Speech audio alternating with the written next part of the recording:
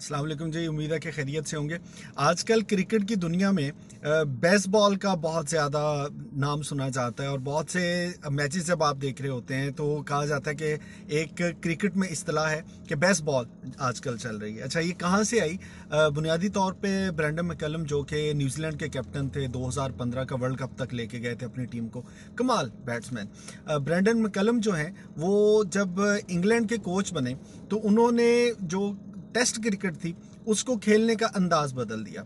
उन्होंने कहा कि टेस्ट क्रिकेट जिसको रवायती तौर पे समझा जाता है कि जितनी भी टीमें हैं वो बहुत धीरे धीरे चलेंगी और कोशिश की जाती है कि आप अपना मैच बचाएं ख़ास तौर पे और ड्रॉ की तरफ लेके जाएं। तो उन्होंने कहा जी कि क्रिकेट को रेवोल्यूशनराइज किया, टेस्ट क्रिकेट को, और अपनी टीम को उन्होंने कहा जी कि आपने टेस्ट क्रिकेट को भी एग्रेसिव होके खेलना है।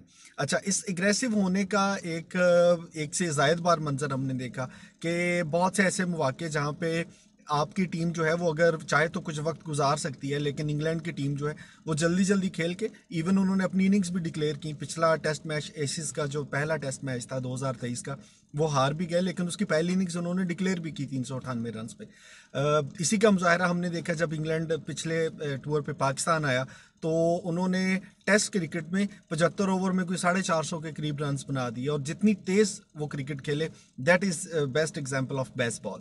खैर, उनकी इस जो टेक्निक है उसको बहुत सारे लोग अप्रिशिएट भी करते हैं। अप्रिसिएशन में ये कहा जाता है कि उन्होंने कम से कम एक मैच को नतीजा खेज बना दिया। वो लोग जो कि समझते थे कि टेस्ट क्रिकेट बड़ी डल हो गई, अब ऐसा नहीं रहा।